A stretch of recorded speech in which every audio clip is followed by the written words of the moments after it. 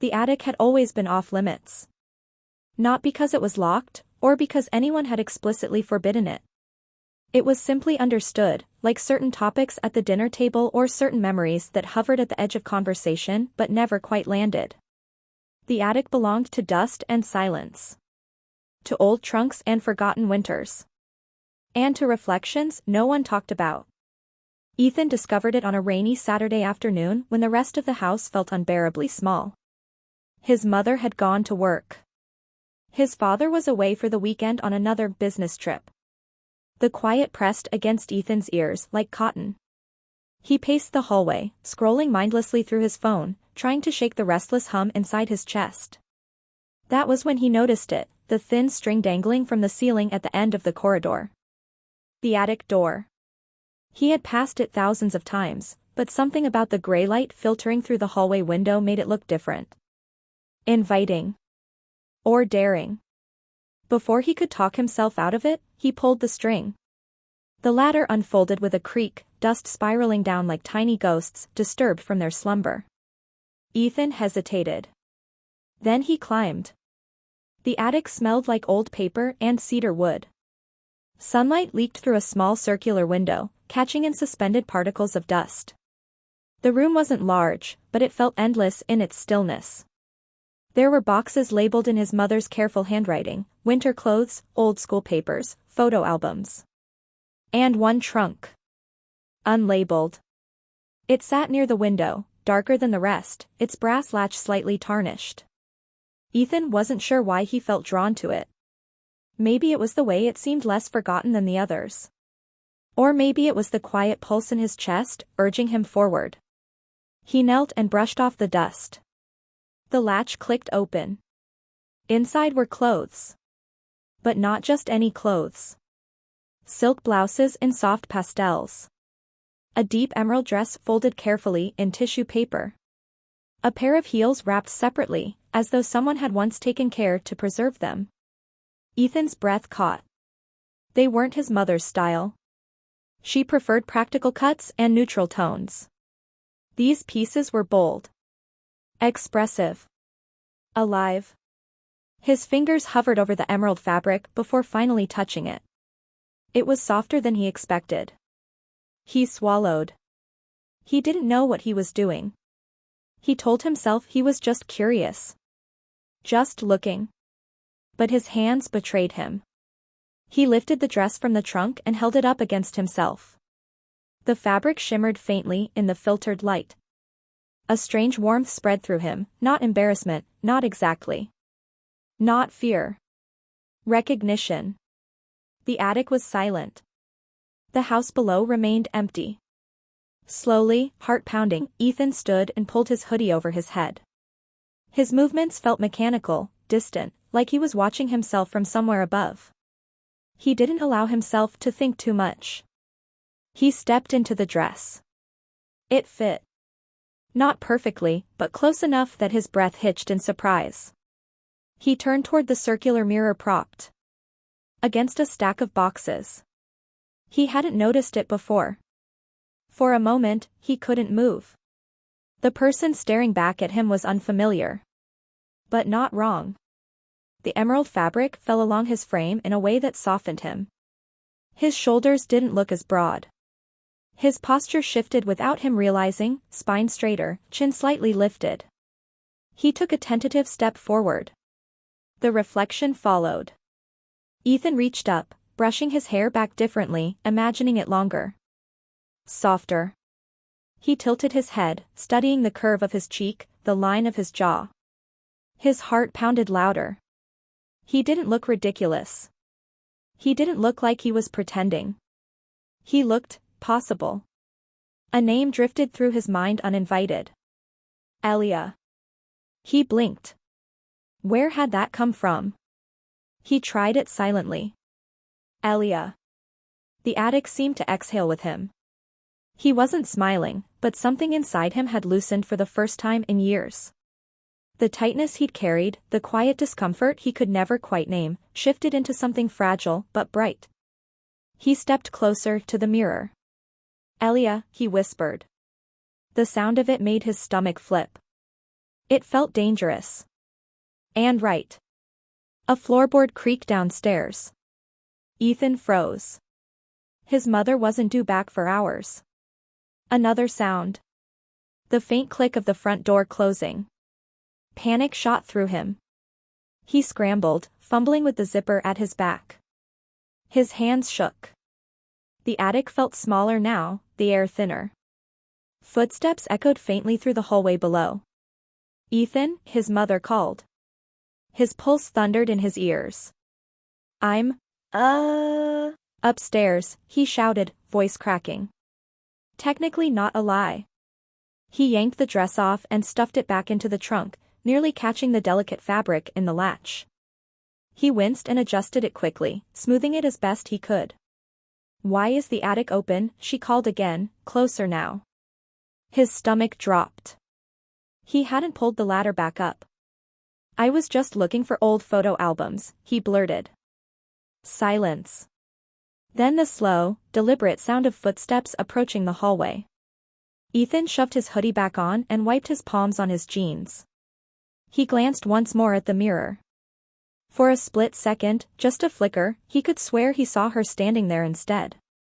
Not him. Elia. Calm. Watching. Then it was only his own wide-eyed reflection again. The ladder shifted slightly beneath him. His mother's hand gripped the edge of it from below. Ethan, she said softly, not angry.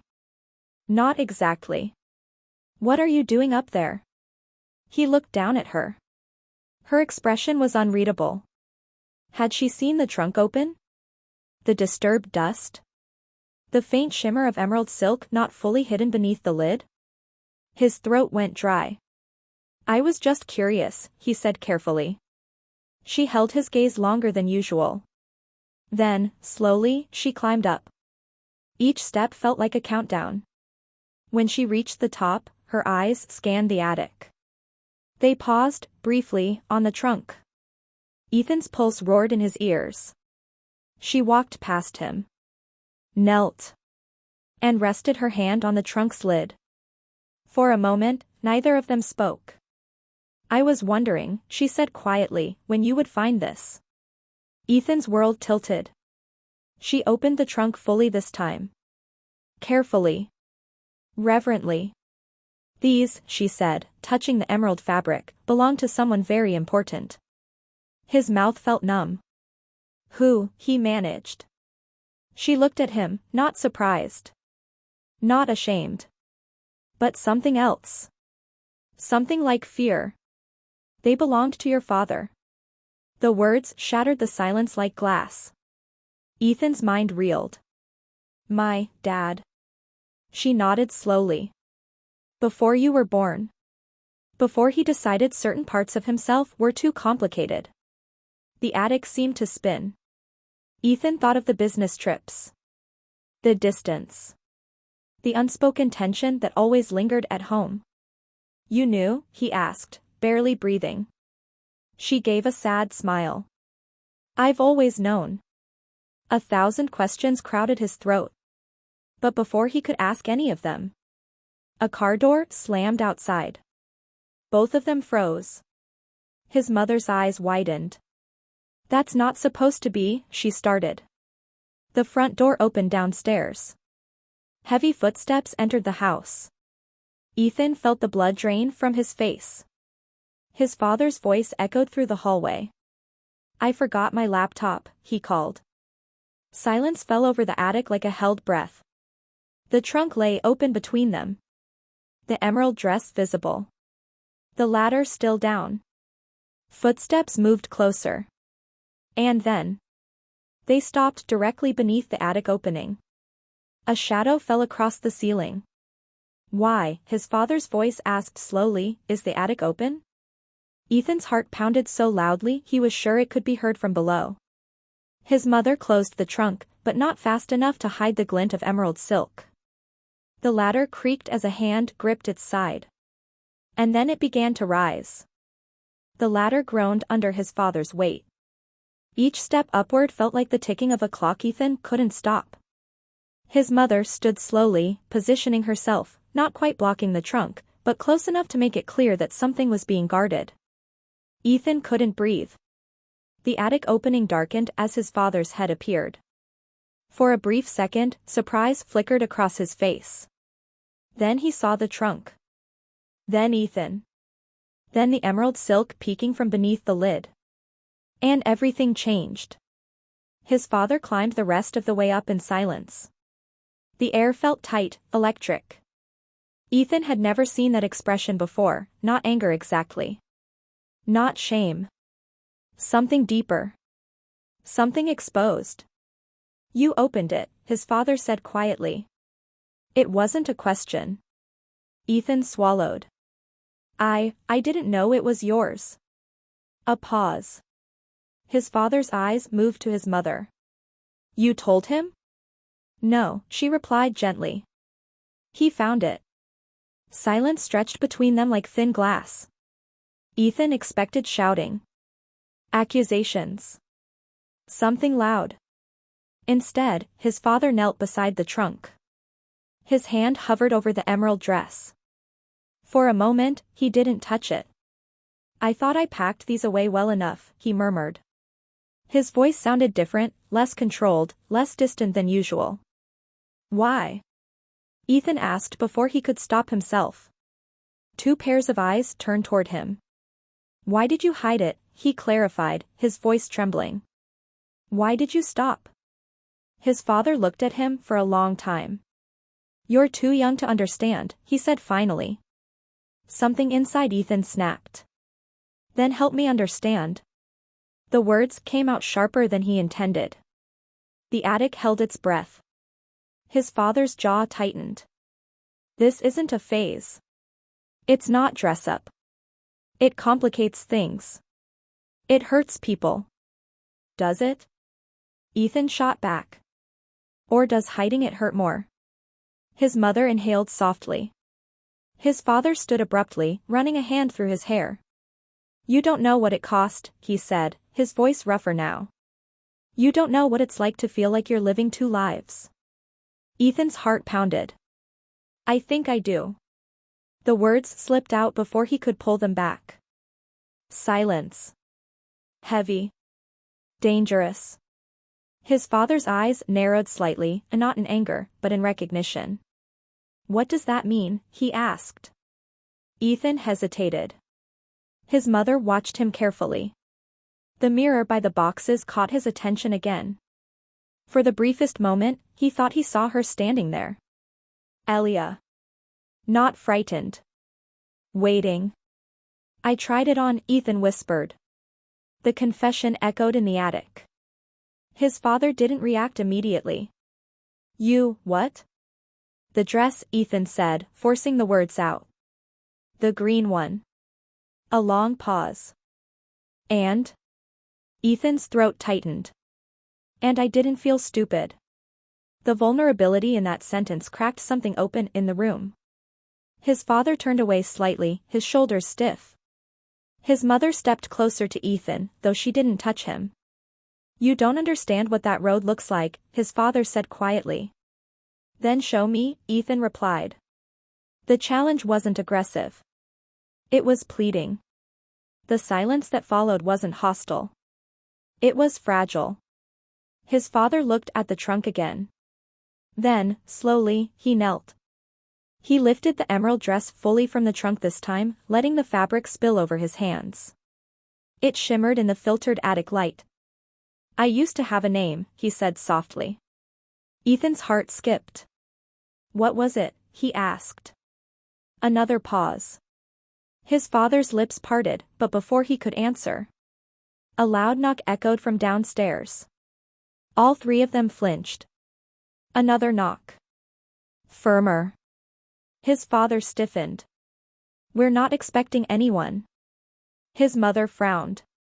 Did you schedule something? He shook his head. The knock came again. And then. A voice. Mr. Carter? It's Daniel from next door. Ethan felt the blood drain from his face. Daniel. 17. Observant. Too observant. I think I saw someone in your attic window, Daniel called. Wearing. The sentence trailed off awkwardly. The three of them stared at one another. The circular attic window. Ethan's mind raced. Had Daniel seen him? Had he seen the dress? His father moved toward the attic opening. Stay here, he said quietly. The tone in his voice was controlled now. Measured.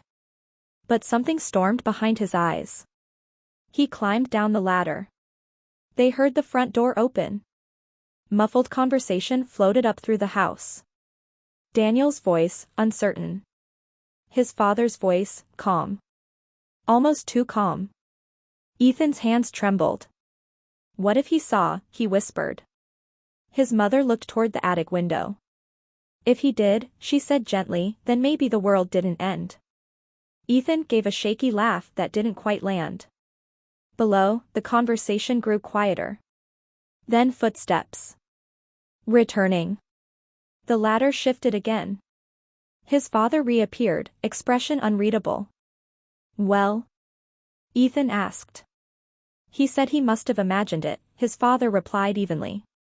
Relief flooded Ethan's chest. Until his father added. But he didn't look convinced. The weight of that settled heavily between them. Reputation. Neighbors. School. The fragile balance of normal. His father climbed fully back into the attic and closed the ladder halfway, leaving it suspended. A symbolic barrier. He looked at Ethan differently now. Not as a child. As a mirror. What did you feel, his father asked slowly, when you looked at yourself? The question hung in the air. Ethan glanced at the circular mirror again. He hesitated. Then answered honestly.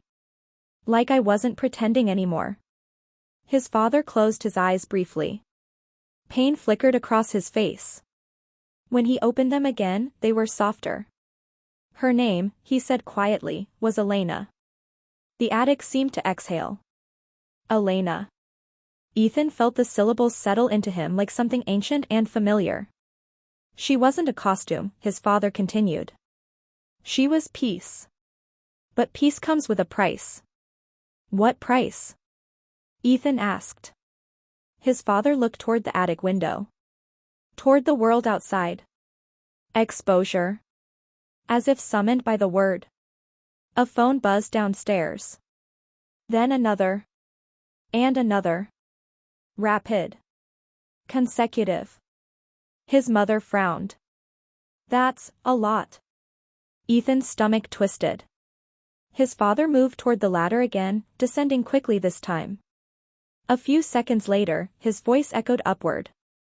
Ethan. You need to come down here. The tone was different now. Not calm. Not controlled.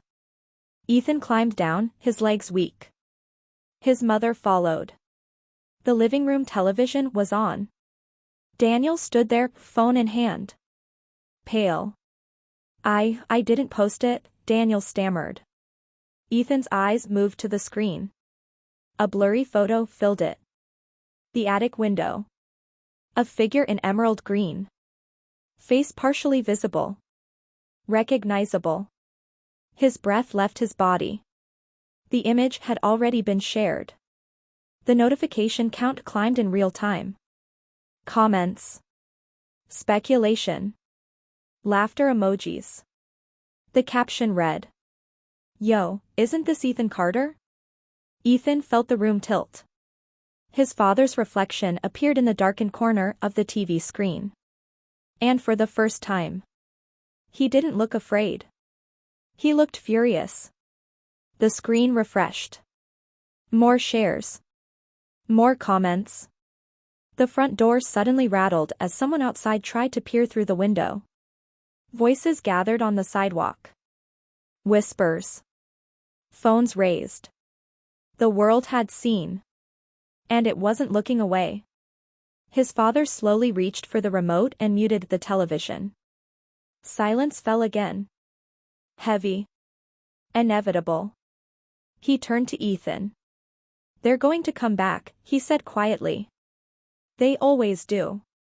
Ethan's pulse thundered. Come back, he whispered. His father's eyes darkened. For her. Outside, another camera flash lit up the window. And somewhere in the growing crowd, someone called out loudly. Elena. The name echoed through the glass. And this time. It wasn't just a memory. Elena. The voice outside rang out again, louder this time. Not mocking. Not exactly kind either. Curious. Hungry. Ethan felt the words settle into the room like smoke. His father stood unnaturally still. His mother moved to close the curtains, but flashes of phone cameras kept bursting against the fabric like silent lightning. Daniel lingered near the door, pale and shaken. I swear, I didn't think anyone would screenshot it that fast. I just sent it to one friend. That's how it starts, Ethan's father said quietly. Not angry. Just certain. Ethan's phone buzzed in his pocket. Once. Twice. Then non-stop. He didn't need to look to know what was happening. Group chats. Classmates. Unknown numbers. The world had found something shiny, and it was pulling at it. His father walked to the window and, after a moment's hesitation, pulled the curtain slightly aside. There were at least 8 people on the sidewalk. Some from the neighborhood.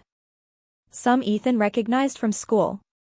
And someone was live streaming. The comments floated upward on the phone screen like digital confetti. Is that him? Wait, I heard his dad is into that stuff too. Elena? Ethan's stomach twisted. His father let the curtain fall. They won't leave until they see something, he said. See what? Ethan whispered. Proof. The word echoed. His mother stepped closer. We don't owe them anything. His father gave a hollow smile. That's not how curiosity works. Another chant rose outside. Elena. Elena. The name felt different when strangers said it. It wasn't soft anymore. It wasn't private. It was spectacle. Ethan felt something splinter inside him. I didn't ask for this, he murmured. His father looked at him sharply. No, he agreed. You didn't. Silence. Then Ethan said something he hadn't fully thought through. But I'm not ashamed. The room went still. His mother's eyes shimmered with something fierce and protective. His father's expression shifted, subtle, but profound. You're not, he asked carefully. Ethan's pulse thundered. I was scared, he admitted. Up there. When I tried it on. I thought I'd feel stupid. Or wrong. But I didn't. He swallowed. I felt like I recognized myself. The words hung between them. Outside, the chanting continued. His father exhaled slowly. When I was your age, he said, there were no phones. No live streams. But there were whispers. There were lockers slammed a little harder. Jokes that followed you for years. He walked toward the television screen and stared at the frozen image of emerald silk. I thought if I buried her, he continued, I could bury the noise. Did it work? Ethan asked. A long pause. No. The answer was quiet. Definitive. A sudden pounding rattled the front door. Everyone jumped. Open up, someone shouted. We just want to talk. Daniel backed away instinctively. His mother stepped in front of Ethan without thinking. His father didn't move. The pounding grew louder. Then someone tried the door handle. Locked. But testing. Call the police, his mother whispered. His father shook his head. That'll make it worse. Another flash exploded against the window. And then. A new voice cut through the noise. Calm. Clear. Authoritative. That's enough. The crowd's volume dipped slightly. Ethan edged closer to the curtain and peeked through the smallest gap. A woman stood on the sidewalk, arms crossed. Principal Alvarez. Marisol Alvarez. She must have come because of the live stream. Her presence alone created hesitation. Phones lowered slightly. "This is harassment," she said firmly. "Go home." A few students muttered. One protested weakly. But the authority in her voice didn't waver. "You will not turn someone's private life into entertainment," she added. "Not on my watch." Slowly, reluctantly, the crowd began to thin. Not fully. But enough. Ethan stepped back from the window. His heart was still racing. "They won't forget," he said quietly. "No," his father agreed. "They won't." The doorbell rang. Everyone froze again. His father approached cautiously and opened the door a crack. Principal Alvarez stood there now. Up close. Measured. Concerned. "I need to speak with you," she said gently. "All of you." Minutes later, they sat in the living room. Daniel had slipped out quietly, guilt written all over him. Principal Alvarez folded her hands. "The photo is spreading quickly," she said. "We're working to have it taken down, but you know how that goes." Ethan nodded numbly. She turned to him directly. "How are you feeling?" The question surprised him. He hadn't expected that. "Exposed," he admitted. She nodded once. "That's understandable." His father leaned forward slightly. "What happens Monday?" The unspoken fear hung there. School. Hallways. Eyes. Principal Alvarez didn't hesitate. "You walk in," she said, looking at Ethan, "with your head up." He blinked. She continued, "And if anyone gives you trouble, they answer to me." The firmness in her tone was grounding. "But that doesn't stop whispers," his father said quietly. "No," she agreed. "It doesn't." She looked at Ethan again. "You get to decide something important now." "What?" he asked. "You get to decide whether they define the narrative, or you do." The room fell silent. Narrative.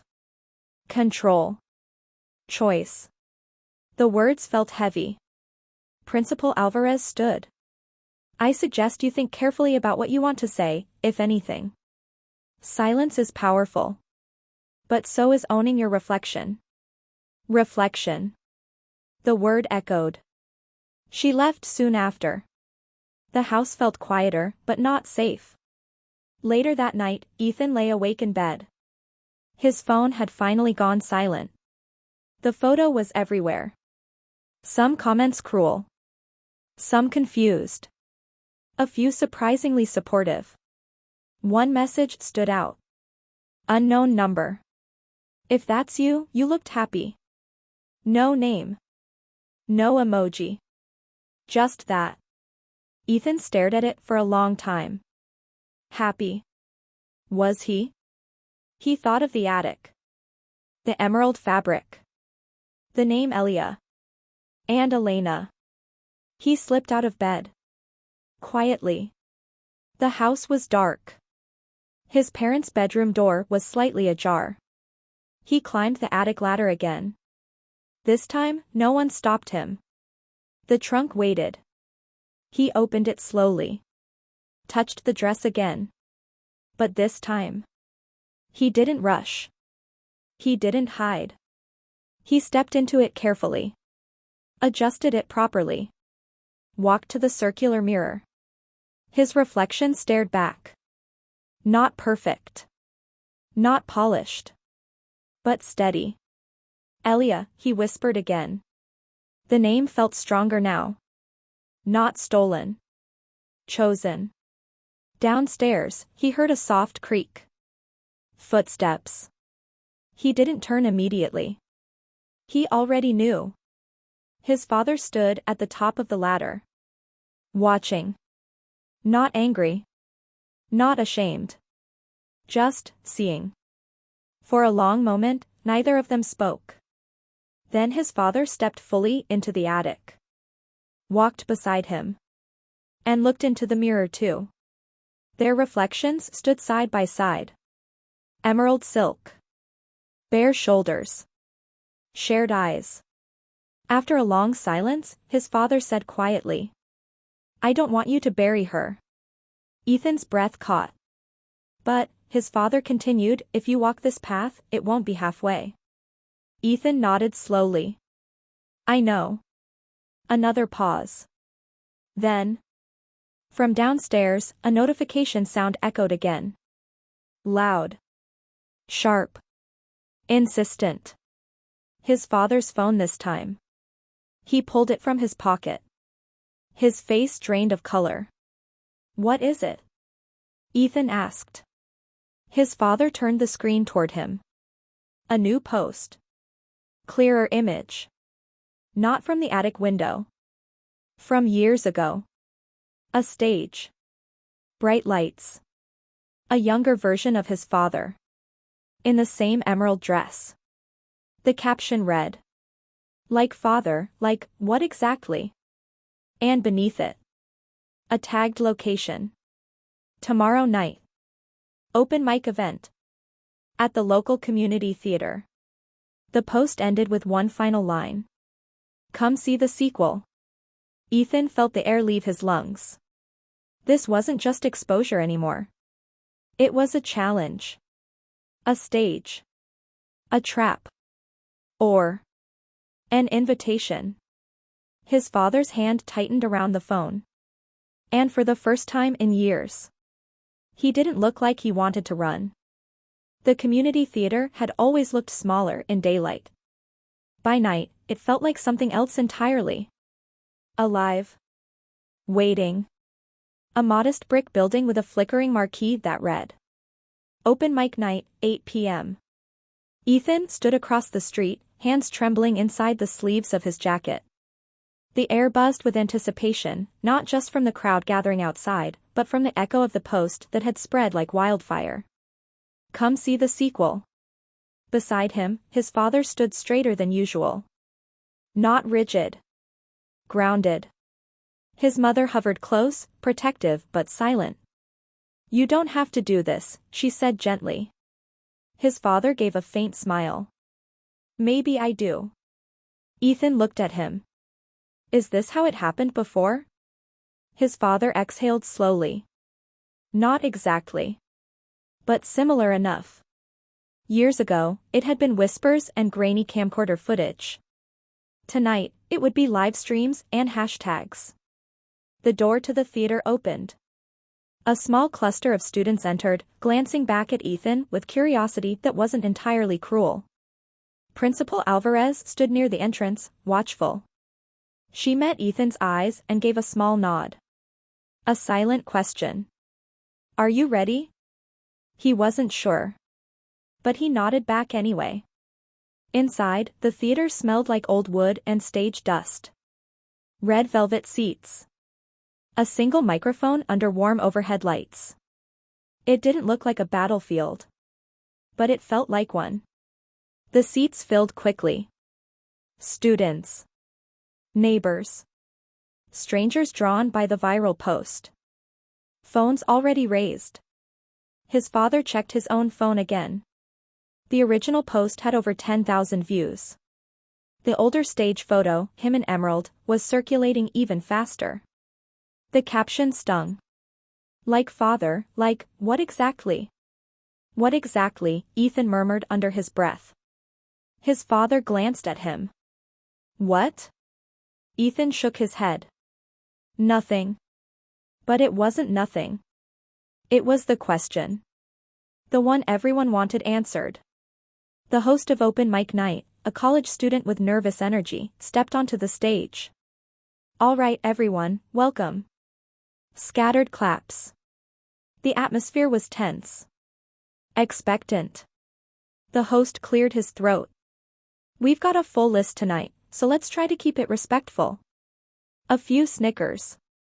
Then, a voice from the back, "Bring out Elena." Laughter rippled. Ethan felt heat rise to his face. His father placed a steady hand on his shoulder. "Breathe," he whispered. 3 performances passed. A guitarist. A poet. A stand-up comedian who wisely avoided the elephant in the room. Then the host glanced at his list. Hesitated. Swallowed. Next up, he began slowly, "We have Carter." The room shifted. Not loud, but electric. Ethan's father stood. The murmurs grew louder. He walked toward the stage, not rushed, not hesitant. Deliberate. Ethan's heart pounded so violently he thought he might be sick. His father stepped into the light. For a moment, he stood there in jeans and a simple black shirt. No costume. No dress. Just himself. The whispers grew louder. Is he gonna do it? Where's the outfit? Phones zoomed in. His father adjusted the microphone. And then he spoke. "My name," he said evenly, "is David Carter." The room quieted slightly. David Carter. And years ago, I stood on a stage like this wearing something different. A few people shifted in their seats. I wasn't trying to shock anyone, he continued. I wasn't making a statement. I was trying to breathe. Silence deepened. Ethan felt every word like a pulse in his chest. "I grew up believing that certain parts of me were decorative," David said. "Optional. Something I could put on and take off." He paused. But they weren't. A phone chimed loudly somewhere in the audience. No one laughed this time. They were real, he continued. And when I tried to bury them, they didn't disappear. They just waited. The air felt fragile. David's eyes scanned the audience. "I see a lot of curiosity tonight. Some judgment. Some confusion." He gave a faint smile.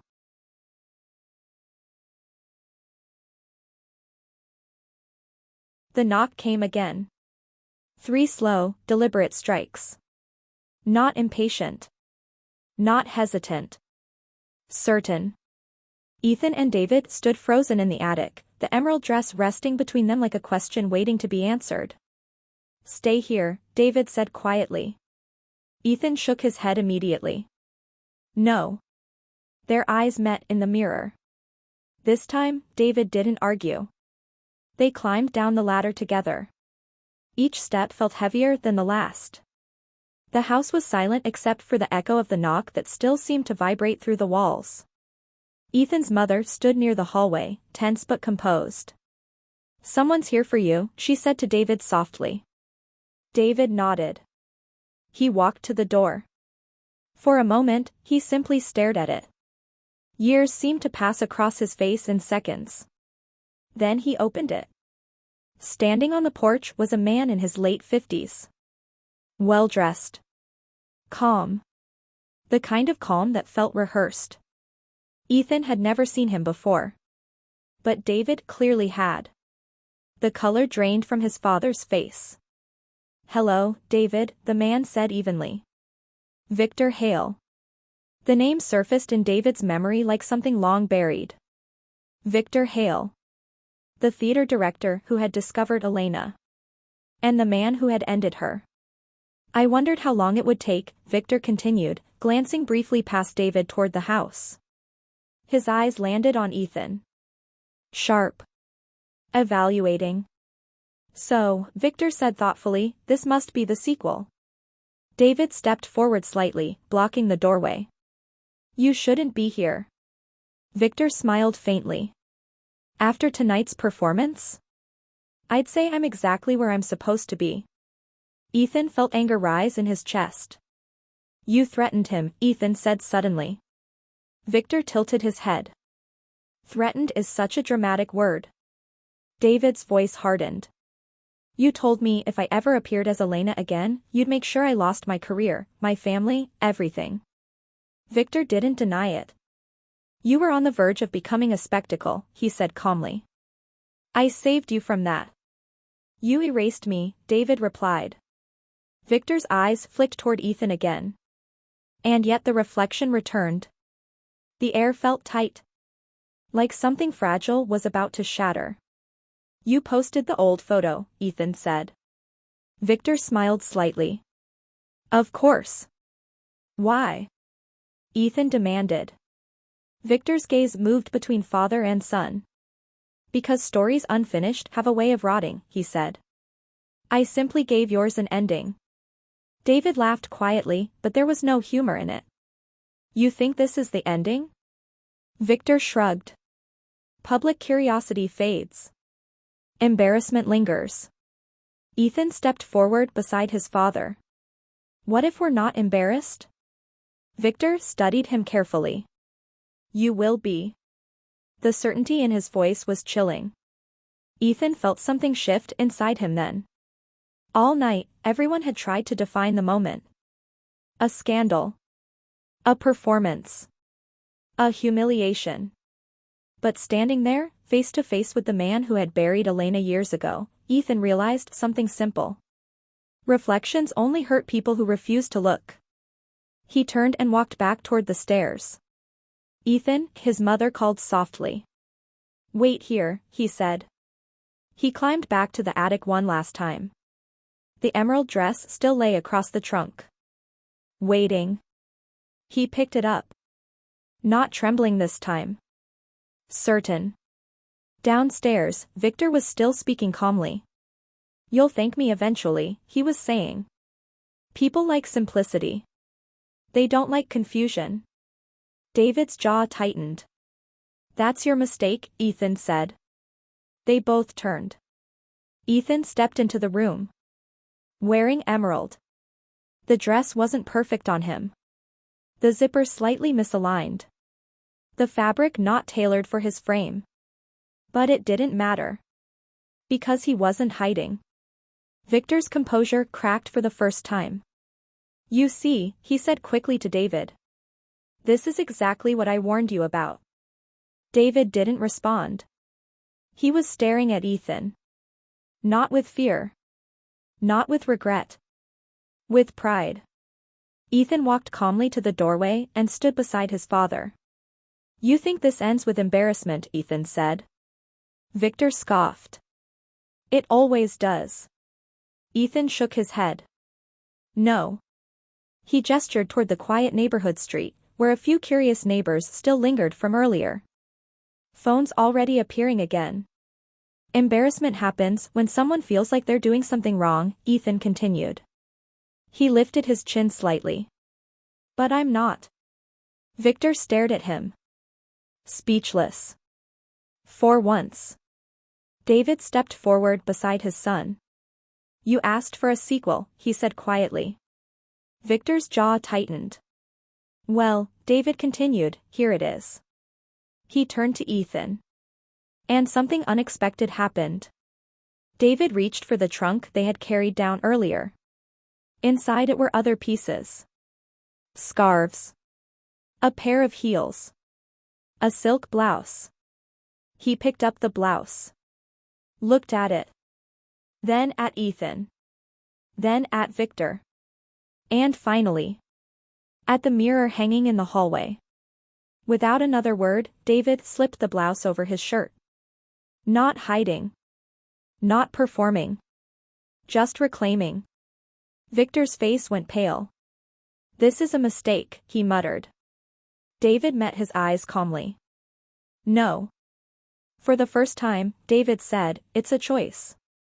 The silence that followed felt enormous. Victor looked at the two of them. The reflection in the hallway mirror. Father and son. Not identical. Not the same story. But undeniably connected. The control he once had was gone. The narrative had moved beyond him. Victor exhaled slowly. You'll regret this, he said one last time. Then he turned and walked away into the night. No shouting. No final threats. Just the quiet retreat of someone who had finally lost the power to define the story. The door closed. The house exhaled. Ethan's mother wiped a tear from her eye, smiling through it. David leaned against the wall, laughing softly in disbelief. I spent 20 years avoiding that moment, he said. And? Ethan asked. David looked at him. At least the sequel had better writing. They both laughed. The tension finally breaking. Later that night, Ethan returned to the attic once more. Not to hide. Just to think. The mirror still leaned against the boxes. He stood in front of it. Emerald fabric catching the soft moonlight from the circular window. Elia, he whispered. The name felt right. Not permanent. Not limiting. Just honest. Behind him, David climbed the ladder quietly. He stood beside Ethan again. Their reflections side by side. Different generations.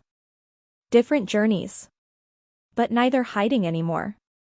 After a moment, David spoke softly. You know, he said, reflections don't tell you who you have to be. Ethan glanced at him. What do they do? David smiled faintly. They show you who you already are. Ethan looked back at the mirror. For the first time, it didn't feel like a secret. It felt like a beginning. And this time, the reflection stayed.